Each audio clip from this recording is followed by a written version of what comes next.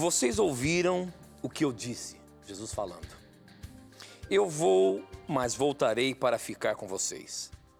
Se vocês me amassem, ficariam alegres sabendo que vou para o Pai, pois o Pai é mais poderoso do que eu. Em que sentido Jesus diz nesse texto de João 14, 28, que Deus é maior do que ele, que Deus Pai é maior do que ele? O que Jesus estava querendo dizer aqui? Esta e muitas outras questões você vai acompanhar agora, pois está no ar, na mira da verdade.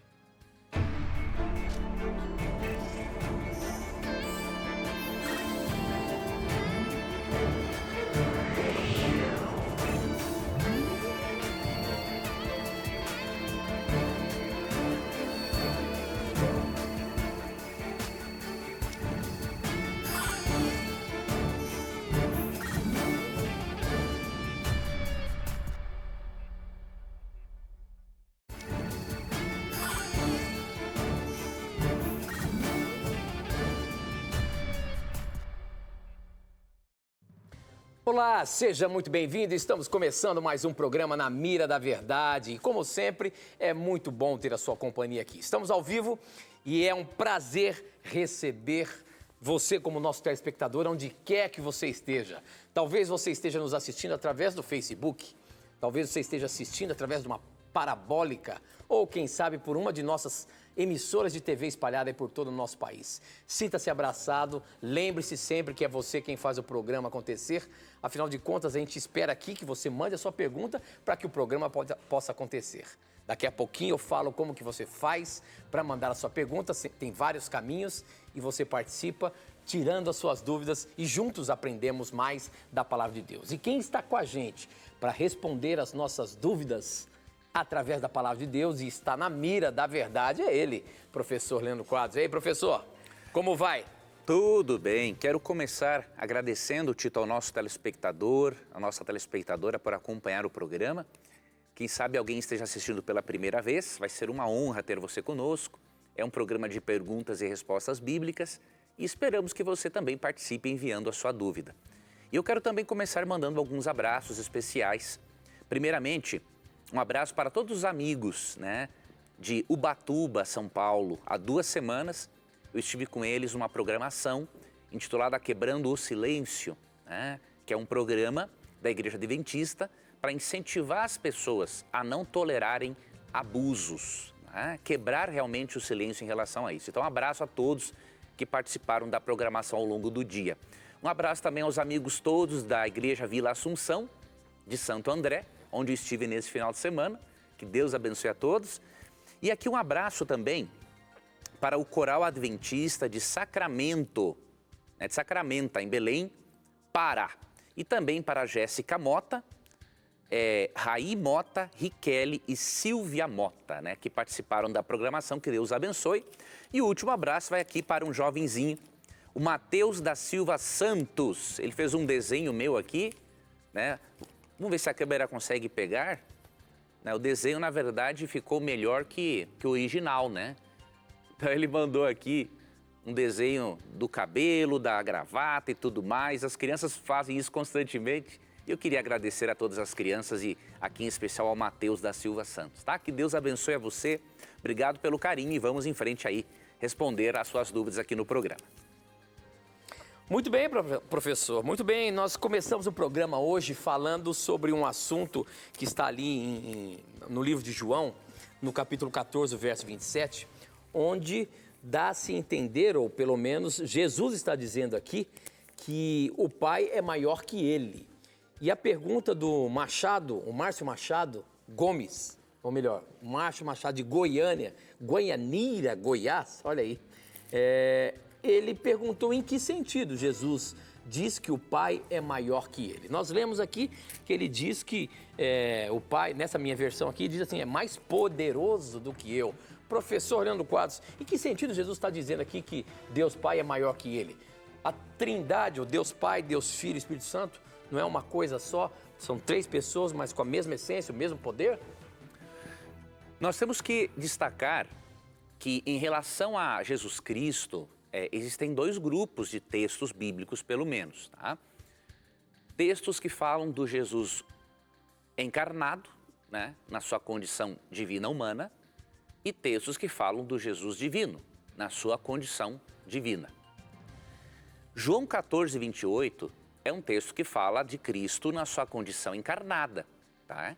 Então é óbvio que Cristo sendo encarnado e não fazendo uso de todos os seus atributos, como por exemplo, onipresença, né, como um exemplo, o Pai naquele momento era maior do que ele, né? Porque o Pai não estava limitado pela encarnação de Cristo. Agora, quando Cristo fala, né, dele mesmo como divino, no próprio livro de João, alguns capítulos antes, no capítulo 10, ele diz assim no verso 30, eu e o Pai somos um. E qual foi a reação daqueles que ouviram isso? Verso 31, novamente pegaram os judeus em pedras para lhe atirar. Então, quando Cristo diz, eu e o Pai somos um, e os judeus pegam pedras para apedrejá-lo, eles encararam essa declaração como uma blasfêmia. Por quê? Porque a Jesus dizer, eu e o Pai somos um, ele está dizendo que eles são uma unidade, ou seja, da mesma forma que o Pai é divino, Jesus também é divino. Outro texto, para nós darmos como exemplo, Colossenses, capítulo 2, versículo 9. Falando sobre Cristo, o texto diz, porquanto nele habita corporalmente toda a plenitude da divindade. Então, esse texto não fala que nele habita parcialmente algo da divindade, ou que ele é inferior ao Pai. Nele habita corporalmente toda a plenitude da divindade. E a palavra grega aqui para divindade é a palavra theotes, que é uma referência à própria glória da face de Deus Pai. Então Paulo aqui, depois que Cristo já está no céu, né, agora na sua condição divina, humana e tendo reassumido os seus atributos, Paulo fala que ele tem toda a plenitude da divindade. Então, basta você ter isso em mente. Há textos que falam do Jesus encarnado, que numa função de encarnado, ele está com alguns dos seus atributos não em uso. Então, nessa condição de encarnado, Cristo se tornou ali, Cristo era inferior ao Pai. Mas na sua condição de não encarnado, na sua condição divina, né, quando ele reassume seus atributos, ele é igual ao Pai. Tanto que em João 14, 8 e 9, ele diz que quem vê a ele vê ao Pai. Hebreus 1, 2 e 3 diz que ele é a expressa revelação do Pai. E Isaías 9, 6 chama Jesus de Pai da eternidade. Né? Como que alguém, Pai da eternidade, pode ter sido criado? Não tem lógica, né? E Atos 3,15 chama Jesus de autor da vida. Como que o autor da vida pode ter tido um começo? Também ilógico, ok? Então é isso, dois grupos de textos sobre Cristo e devemos entender esses dois grupos não como contraditórios, mas como complementares. Muito bem, professor, muito bem. Eu estou vendo aqui que tem perguntas fantásticas hoje. Nós abrimos falando sobre esse assunto, já chegou uma aqui dando relação a isso. Essa agora veio pelo Facebook e quem mandou foi o Vitor Faria. Olha só o que ele pergunta. Sabemos que a Trindade possui os atributos da onipresença, onipotência e onisciência, além de possuírem uma forma espiritual. Entretanto, ouvi dizer, durante estudos sobre Apocalipse, que Cristo tem a sua forma humana para sempre e perdeu o atributo da onipresença como sequela de seu sacrifício na cruz por nós. Sendo onipresente, seu sacrifício por nós, sendo onipresente ainda por intermédio de Deus Pai e Deus Espírito Santo. A minha pergunta é a seguinte: com base bíblica, poderia Cristo ter perdido temporariamente ou para sempre sua onipresença por causa do seu sacrifício pela humanidade e de sua função no ministério sumo sacerdotal no santuário celestial? Olha só a pergunta, professor. Sim. Jesus perdeu a sua onipresença para sempre? Não, pelo seguinte, alguns pensam, né? Cristo, por ser agora divino humano, ele tem realmente dupla natureza, né? Este é um efeito colateral, diríamos assim, dele ter encarnado. Isso não significa que ele perdeu os seus atributos. Se Cristo tivesse perdido um dos seus atributos para sempre, né? Quando ele estava aqui na Terra, ele não era onipresente realmente. Agora, quando ele é glorificado, né? Eu particularmente não consigo crer que ele tenha perdido a sua onipresença, porque senão ele seria um ser inferior. E aí a doutrina da Trindade bíblica seria quebrada, porque a Trindade bíblica ensina que existem 3 seres distintos com a mesma essência. E eu não vejo lógica em Cristo ter a mesma essência que o Pai e agora estar ao mesmo tempo inferior a ele em relação à onipresença. Não teria lógica. Se a divindade tem a mesma essência, as 3 pessoas, é óbvio que tanto Deus Pai, quanto Jesus, quanto o Espírito são onipresentes, né? E aqui Colossenses 2,3 não fala da onipresença, mas fala da onisciência, né? Quando Jesus é glorificado, ele recupera a sua onisciência, ó, em quem todos os tesouros da sabedoria e do conhecimento estão ocultos. Em Mateus 24:36, ele disse que a respeito do dia e a hora da volta dele, ele não sabia. Agora aqui, nessa parte que ele está glorificado, diz que todos, não é um pouco, é todos os tesouros da sabedoria e do conhecimento estão ocultos. É claro que nós não temos como especular sobre a natureza divina humana de Cristo, né? É um mistério que nós vamos levar a eternidade junto para aprender. Mas assim, conjecturar que talvez ele tenha perdido a onipresença por ele ter encarnado, eu não creio nisso. É a mesma coisa que ele dizer que ele perdeu a onipotência, né? Então quer dizer que agora, por ser encarnado, ele não é mais onipotente? Não vejo isso na Bíblia e não creio nisso. Olha só, a próxima pergunta chegou aqui pelo nosso SMS. Você pode participar pelo nosso SMS. Por que ainda nós estamos usando o SMS? Aqui pelo WhatsApp seria uma forma de mandar as suas perguntas? Veja só, nós já recebemos muitas e muitas, centenas de perguntas. Pelo WhatsApp ainda seria muito mais. Mas quem sabe algum dia ainda vamos começar a arriscar pelo WhatsApp. Hoje nós temos o WhatsApp para você mandar a sua pergunta por vídeo. Daqui a pouquinho eu falo como que você faz para participar. E aqui no nosso SMS, o Gilvan, ele é lá de Tiradentes, de Minas Gerais, e ele pergunta o seguinte, professor. Observando as igrejas, vemos que a Igreja Adventista do Sétimo Dia tem crenças um pouco diferentes das demais denominações. Em um de seus estudos da Igreja Adventista do Sétimo Dia, afirma que é a igreja que traz de volta verdades esquecidas pelas outras. A minha pergunta seria, com base nas crenças adventistas, eu e minha família só seríamos salvos se fôssemos adventistas e guardássemos o sábado? Ou podemos ser salvos em outras denominações cristãs? Gostamos muito do Na Mira da Verdade. Obrigado pela sua participação, sua sinceridade, irmão Gilvan. Professor Leandro Quadros, compreendeu aí a pergunta do Gilvan? Com certeza. Então vamos lá. Bom, meu querido irmão, eu vou lhe mostrar aqui uma citação, já que tu perguntou com base nas crenças adventistas, né? Eu vou citar Ellen White, né? Que é cofundadora do Adventismo e profetiza também, tá?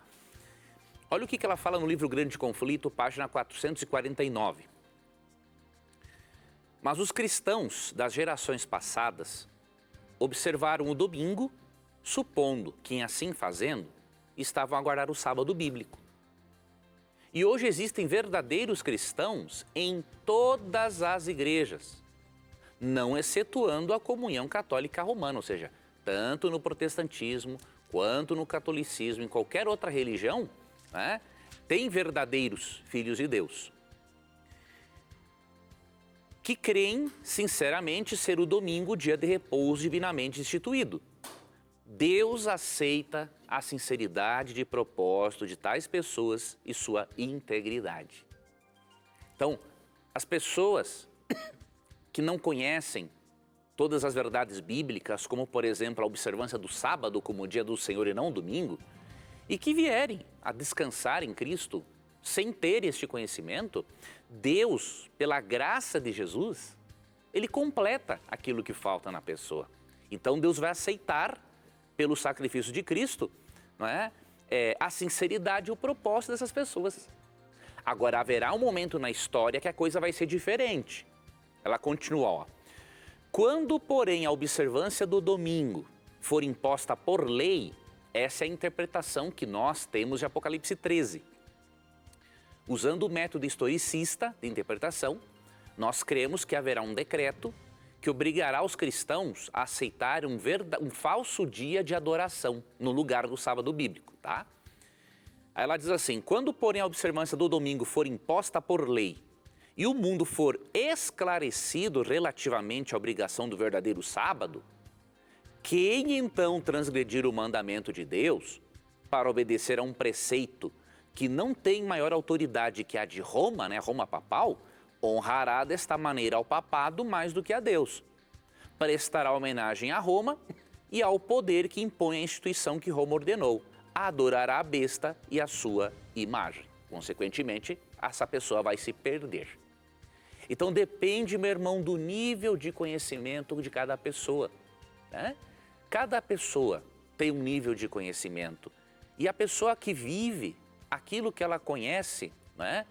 E está buscando sempre o conhecimento, e essa pessoa morre, por exemplo, sem ter conhecido tudo, a graça de Jesus vai completar o que faltou. Agora, quando a pessoa tiver conhecimento e ocorrer este período aqui, histórico, de perseguição contra os cristãos por causa do sábado, e o camarada, sabendo que o sábado é o dia de guarda, ele vira escolher o domingo, aí ele estará em rebelião contra Deus.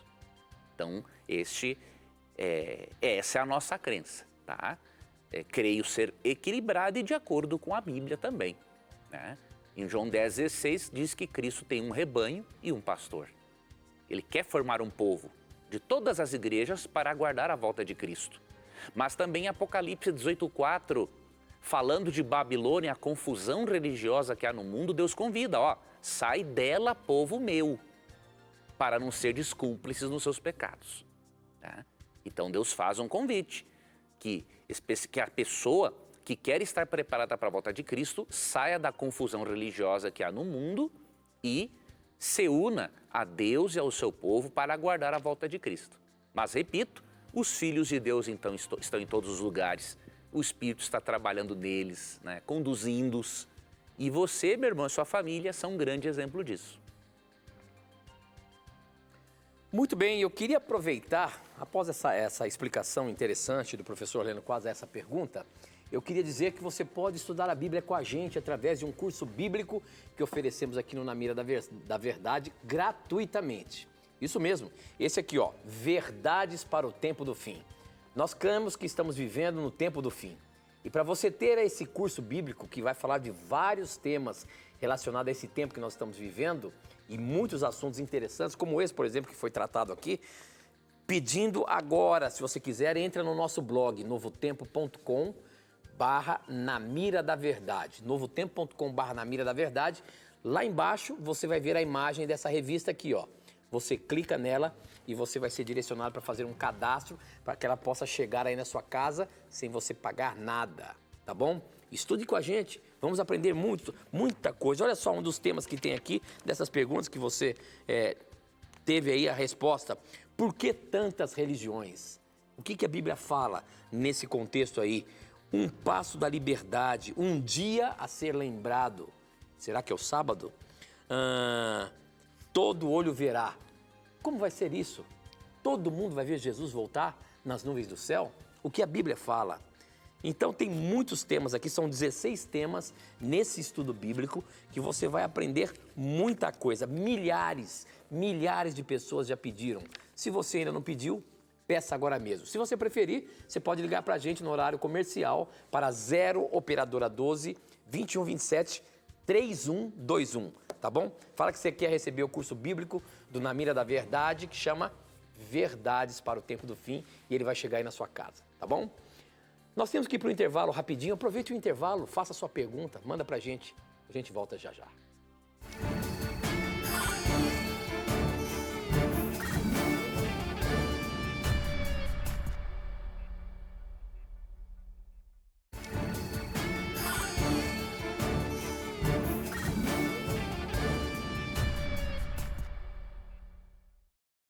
Já estamos de volta e a próxima pergunta chegou aqui pelo nosso Instagram. Quem mandou foi o Márcio Simões. A pergunta do Márcio é a seguinte: eu queria saber em que parte da Bíblia Deus alterou Deuteronômio 14, de 22 a 29. O que o Márcio está querendo dizer aqui é sobre a lei dos dízimos, é sobre o dízimo. Quando a gente lê aqui Deuteronômio 14, a lei dos dízimos, vai falando que os dízimos foram feitos pelas colheitas, eram a 10ª parte das colheitas que eram para ser levado aonde Deus separava um lugar, e toda a 10ª parte das colheitas eles separavam e levavam para lá. Quando não dava, como o lugar era muito longe, eles pegavam aquela parte, vendiam e iam até esse lugar onde era, se porventura fosse longe, e podia gastar, comprar comidas, comprar bebidas, até falar em cerveja aqui. E aí o Márcio está querendo saber onde é que mudou essa lei, que hoje o dízimo é dado na igreja, a 10ª parte do seu salário, por exemplo. Professor Leandro Quadros, como explicar essa questão aí? Será que Deus alterou Deuteronômio 14, versos 22 a 29? Veja, não há um porquê do nosso irmão pensar assim, né? Porque Deuteronômio 14, 22 a 29, quando você estuda não só esse texto, né, mas também, por exemplo, Números 17, 18, nos dias de Israel, haviam 3 tipos de dízimos. O dízimo costumeiro, né, que nós devolvemos, na verdade, a Deus a 10ª parte daquilo que nós ganhamos dele. A palavra dízimo em si mesma quer dizer 10%, né, tanto no hebraico quanto no grego. Havia um segundo dízimo, que era repartido com os pobres, né? Então, parte daquilo que se colhia, pegava-se 10% e repartia com os pobres. E havia um terceiro dízimo, diz o verso 27 e 28 assim, ó: porém não desampararás o levita que está dentro da tua cidade, pois não tem parte nem herança contigo. A fim de cada 3 anos tirarás todos os dízimos do fruto do 3º ano e o recolherás na tua cidade. Então virão o levita, o estrangeiro, o órfão e a viúva. Então havia um terceiro dízimo que era a cada 3 anos. Que o objetivo era fazer o que com ele? Né? E desses produtos agrícolas, alimentar as pessoas. Quando você vai para o Novo Testamento, você percebe que, como a sociedade já não era tão agrícola quanto nos dias do Antigo Testamento, você não vê mais referências a esse segundo e esse terceiro dízimo, né? Isso parece dar a entender, né, que o princípio do dízimo principal, do primeiro, né, que é a manutenção do culto a Deus, da pregação do Evangelho, isso já estava em Números 18. E Paulo, comentando isso, fala a mesma coisa em 1 Coríntios 9, 13, 14, esse se mantém. Você vê lá em Mateus 23, 23, Jesus apoiando o dízimo. Tá? Então nós não vemos uma continuidade numa sociedade não agrícola do segundo e terceiro dízimo. Não vemos.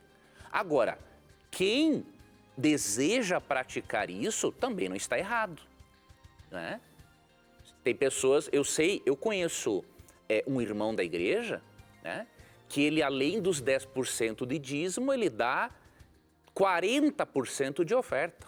Então a metade do que ele ganha, ele devolve para Deus. Por quê? Porque ele é tão abençoado que ele não precisa da outra metade.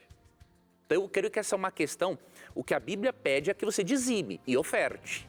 Você vê Malaquias 3, 8 a 10, que se não dizimar e não ofertar é roubar a Deus. Agora, em relação aos outros dízimos que tinham a função de alimentar as pessoas, dá para perceber na Bíblia que parece que as ofertas que hoje nós separamos, né, têm o destino que teria o destino daquele segundo e terceiro dízimo. Agora, se alguém quer seguir o que está aqui, não tem problema nenhum, é uma questão de consciência pessoal. Agora, o que me preocupa é muitas pessoas que ficam aí falando, né? Não estou dizendo o caso desse irmão, ficam falando, né, que não se devolve o dízimo a cada 3 anos, ou o dízimo, o segundo dízimo, mas elas não dão nem o primeiro dízimo, né? Se elas não devolvem a Deus nem o primeiro dízimo, o que elas estão perdendo tempo em argumentar em favor do segundo e do terceiro? Dê o primeiro, devolva o primeiro. E aí depois você vai ter algum argumento para argumentar em favor dos demais. Mas outra questão aí é que também muitos afirmam que os dízimos foram feitos para os levitas e que hoje não tem mais levitas, então não tem para que mais dizimar. Foi o que eu disse antes, ó. Paulo, em 1 Coríntios 9, 13 e 14, pegando um texto que fala do dízimo dos levitas, Paulo aplicou isso para os dias de hoje.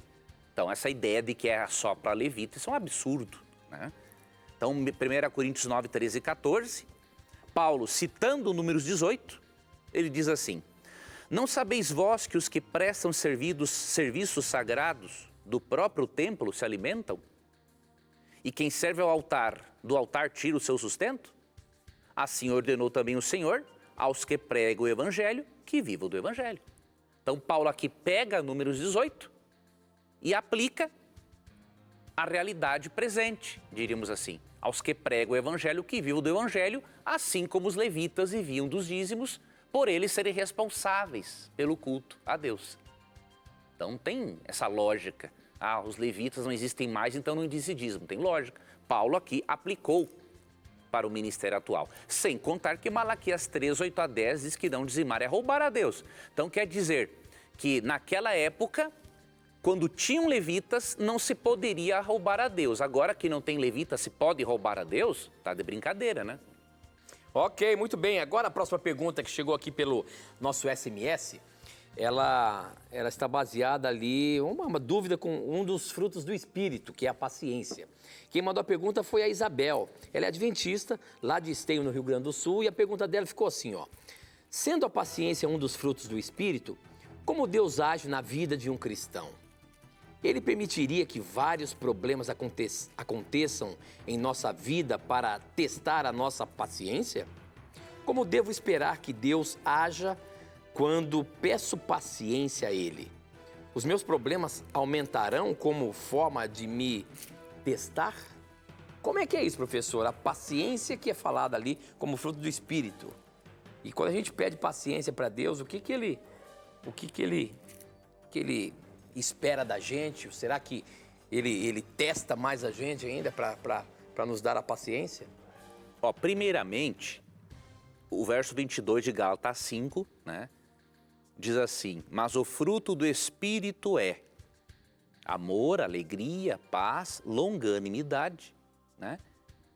Então, ser longânimo é ser paciente. Isso. Isso é um fruto do Espírito, primeira coisa. Quem dá isso para você é o Espírito Santo. Então, primeiro, você tem que pedir para Ele, tá? Segundo, a paciência, em certos casos, pode requerer, sim, a pessoa passar por algumas provações. Cada pessoa é um caso, né? Nós não podemos colocar todas as pessoas numa caixinha, né? E dizer assim, ó, Deus vai agir com todos dessa forma. Não. Tem pessoas mais pacientes e pessoas menos pacientes. Tem pessoas que, por meio da oração e da comunhão com o Espírito, já desenvolvem a paciência.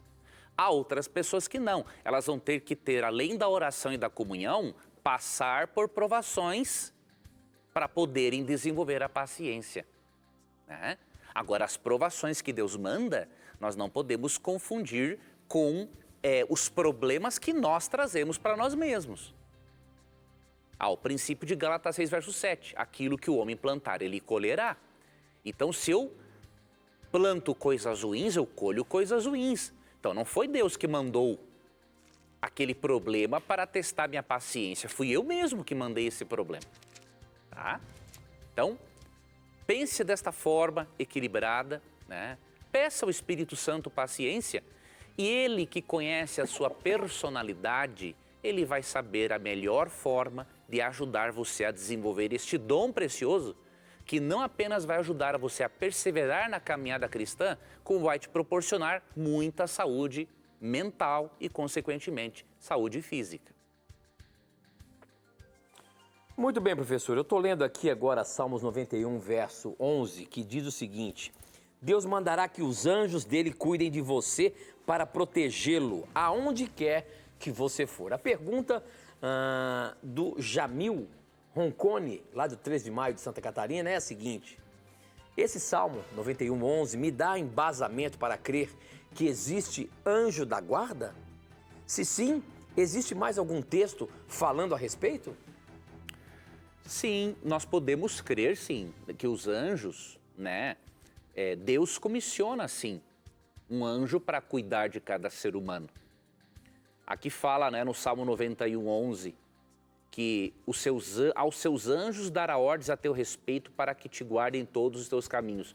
Pode acontecer, por exemplo, porque nós estamos num conflito cósmico, né? Então, existem Cristo e seus anjos, né? Deus e seus anjos e Satanás e seus anjos. Então, Satanás pode investir mais contra um ser humano e aí pode haver a necessidade de mais anjos nesta batalha, né, para ajudar esse ser humano. Tem um outro texto, entre outros, né, mas que também nos dá a entender isso, da presença de um anjo constantemente com cada um de nós, é o Salmo 34:7. O anjo do Senhor acampa-se ao redor dos que o temem e os livra. A palavra acampar-se é literalmente armar uma tenda, armar uma barraca. É como se o anjo ficasse mesmo morando conosco, tá?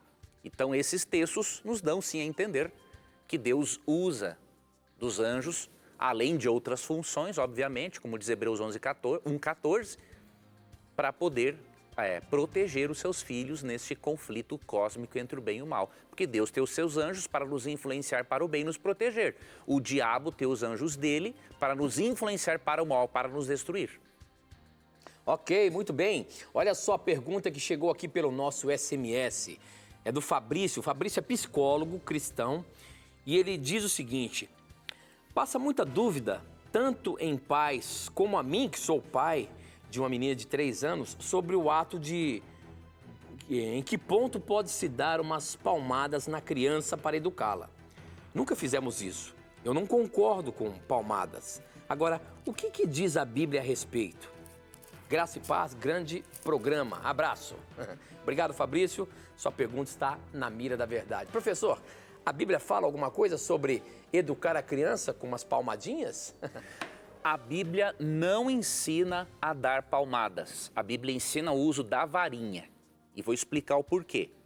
Mas isso é em último caso. Primeiro, Provérbios 22:6. Ensina a criança no caminho em que deve andar. E ainda quando for velho não se desviará dele. Então a primeira coisa é ensinar. Isso acontece por meio, primeiro, e mais importante, do exemplo e por meio do diálogo. Então, o ensino não envolve necessariamente, né, uma disciplina física, mas pode ocorrer a necessidade de uma disciplina física, tá? Olha, por exemplo, o que diz o verso 15 de Provérbios 22. A estultícia está ligada ao coração da criança, mas a vara da disciplina a afastará dela. Então, olha o equilíbrio. A primeira coisa que a Bíblia diz, ensine. Isso ocorre por exemplo, por diálogo, né? Paciência. É assim que se ensina. A questão da varinha entra em último caso. E quando se faz corretamente, talvez se precise dar uma, no máximo 2 ou 3, ou talvez um pouquinho mais, ao longo da vida num filho, porque ele aprende muitas vezes na primeira vez, na segunda, né? E essa disciplina física, por que não é com a mão? Porque é o seguinte, vai gerar uma contradição na mente da criança. A mesma mão que acaricia ela é a que bate nela? É complicado para a criança isso. Então tem que ser um outro instrumento, a varinha. É algo neutro. Você segura, óbvio, com a mão, mas ela não faz parte da sua mão. Tá? Então o ideal é essa forma bíblica aqui. E uma coisa que não pode acontecer jamais, vou ser muito franco com você, telespectador, telespectadora.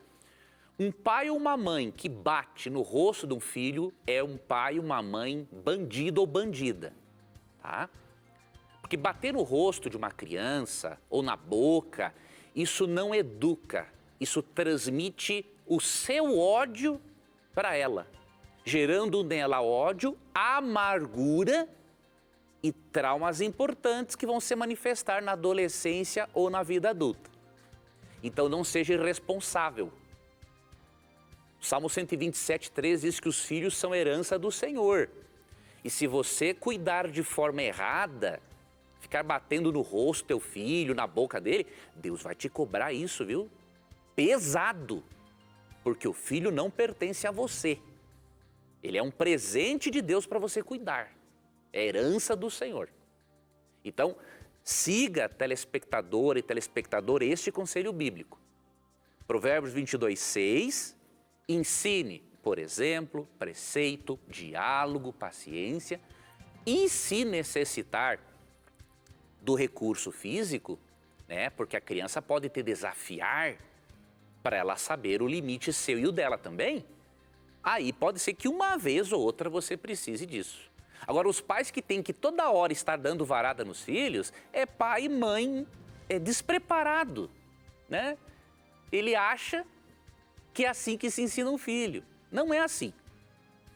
Eu não sei por que tem gente que tem filhos se é para fazer os filhos sofrerem, é melhor não ter, né? Ensine como a Bíblia manda. A disciplina física é em último caso, tá? Agora, bater e não explicar por que a criança está acontecendo e tudo mais, aí você não cria um filho para Deus, você cria um bandido, você cria um filho revoltado com a igreja, revoltado com a família, né? Revoltado com o Estado, e aí é o que acaba acontecendo. Então, cuidado. Já que esse irmão é psicólogo, né? Ele tem um conhecimento óbvio sobre o assunto, então aqueles que não são psicólogos, leiam livros cristãos sobre esse assunto, para você saber cuidar da herança que Deus te deu, a fim de que, quando Cristo voltar, você diga as palavras de Isaías 8:18, Senhor, eis-me aqui com os filhos que o Senhor me deu. Porque se um filho seu se perder por sua causa, aí você vai ter que dar contas para Deus. Não sai daí não, a gente volta já já.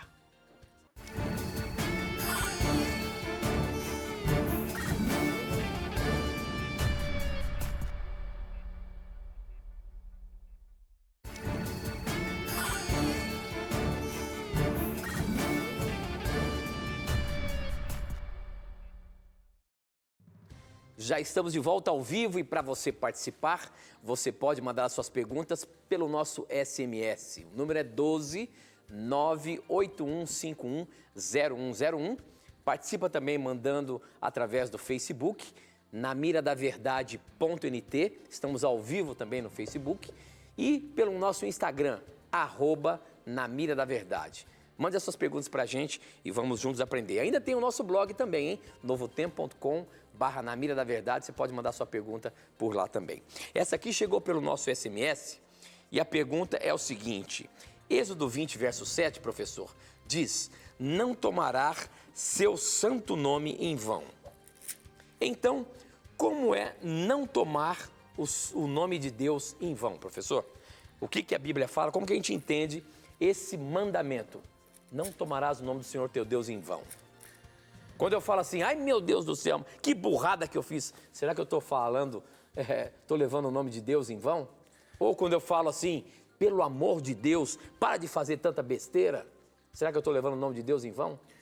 Eu particularmente não creio nisso, né? Eu sei que algumas pessoas creem que sim, e eu respeito esta crença.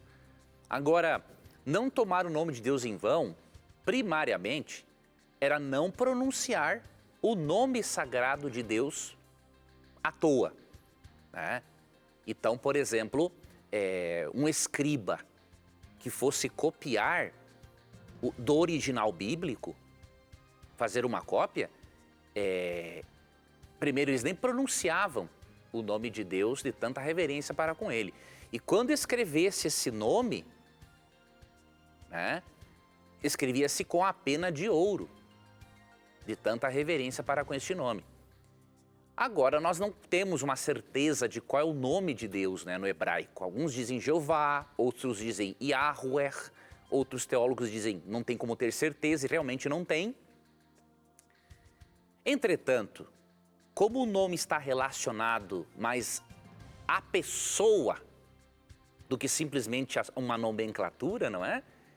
Então, nós podemos sim concluir que quando falamos em Deus de uma forma desrespeitosa, como por exemplo em piadas, em sarcasmo, nós estaríamos colocando o seu nome ou a sua pessoa sendo mencionada em vão.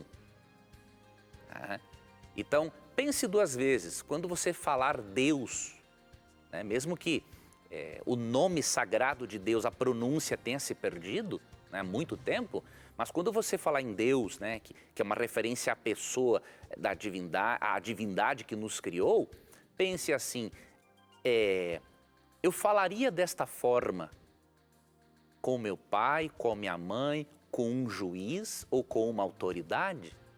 Se você não falaria desta forma, imagine com o Criador, que é a autoridade suprema. Então, cuide disso. Não coloque o nome de Deus em piadas. Não fale o nome de Deus de forma sarcástica, não é? Porque aí você vai estar respeitando a este importantíssimo mandamento. Afinal de contas, ele faz parte do decálogo. Sim. Ele não foi abolido, ele está aí. Então, ele tem um peso muito grande, que talvez até mais profundo do que isso que nós estamos falando aqui, certo? Talvez muito mais profundo, né? Agora, cada pessoa tem que fazer essa pergunta, como eu disse, né? Você faria menção a Deus de uma forma simples, por exemplo, se você for num tribunal, você não pode chamar um juiz de você, né? Você é meritíssimo, meritíssima. Então, se você tem um respeito para com uma autoridade humana, imagine para com a autoridade divina. Então, pensa nisso. Ok, muito bem. A próxima pergunta aí do nosso Instagram. O pessoal está participando bastante hoje aqui, tanto o SMS, centenas de perguntas. Obrigado pela sua participação. No nosso Instagram também, bombando, Facebook. Olha, hoje nós tínhamos excelentes perguntas para fazer um programa aí de 2, 3 horas, viu? Pena que o nosso tempo corre contra a gente, né?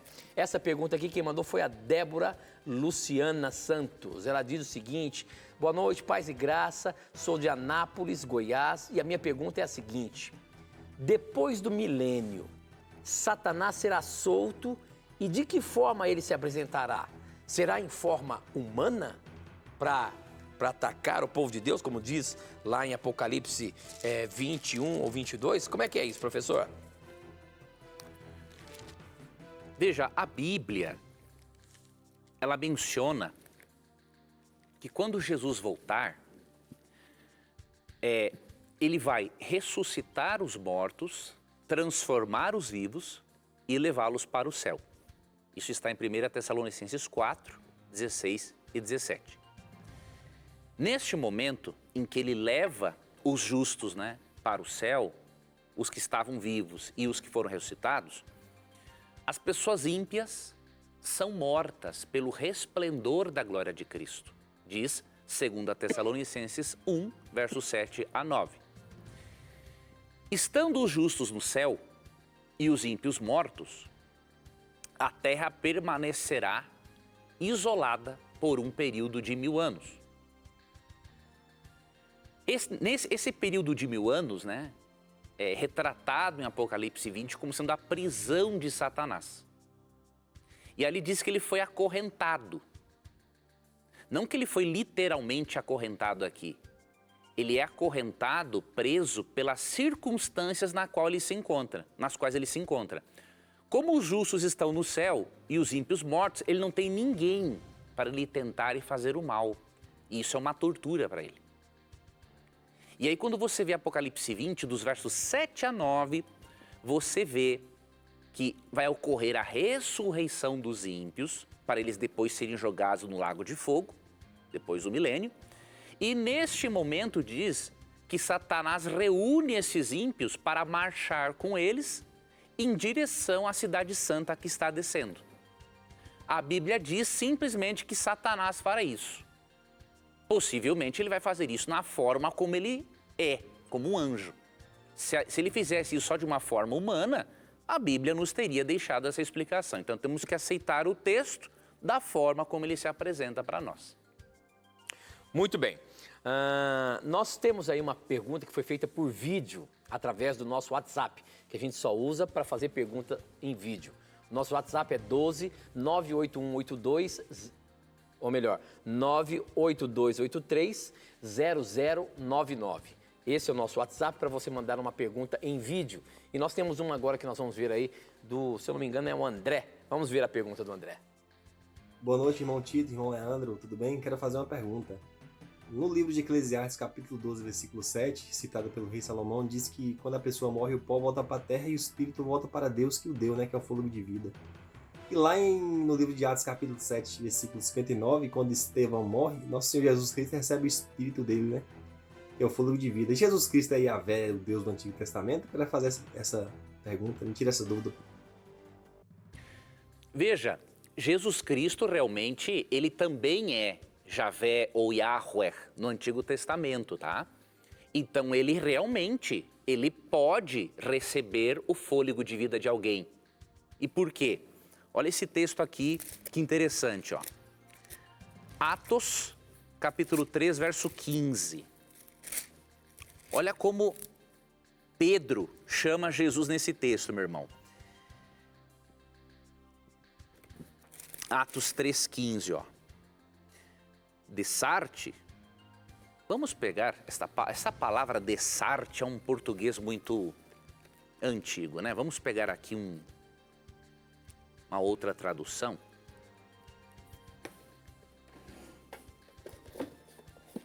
Vamos pegar a NVT, a nova versão transformadora. Atos 3,15.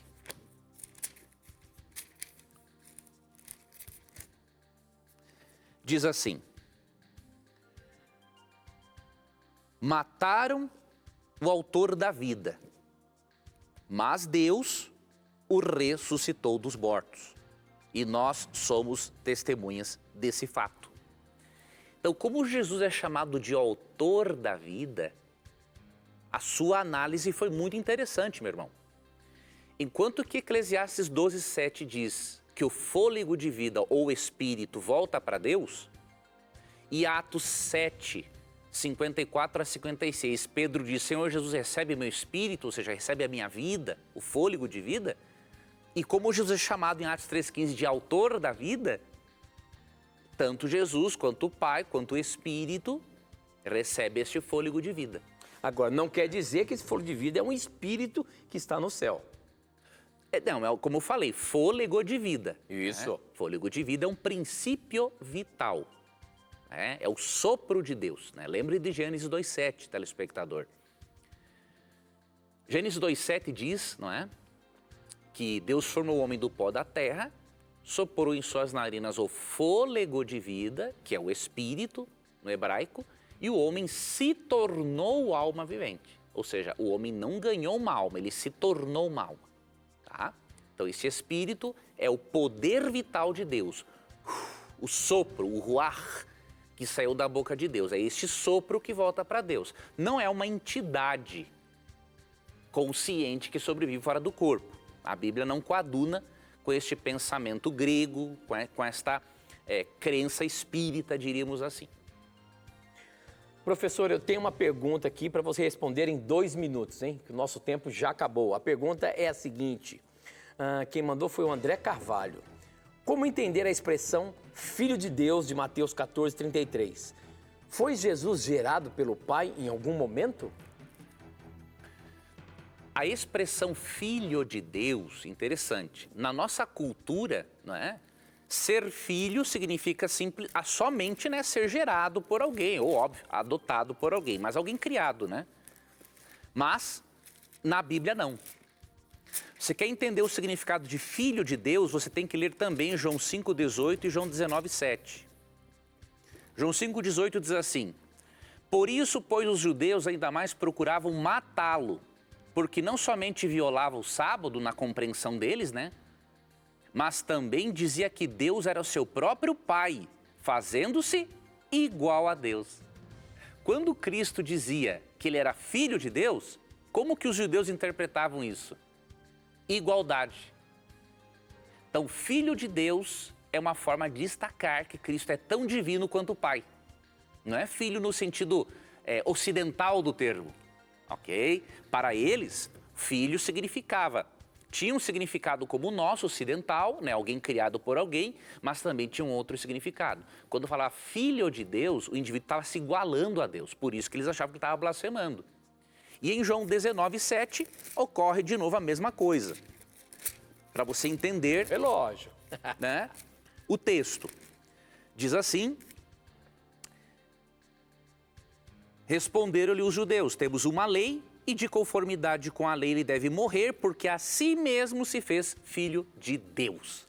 Então, quando ele se faz filho de Deus, ele se coloca em igualdade a Deus e querem matá-lo por blasfêmia. Então, filho de Deus é uma forma de destacar que Cristo é divino.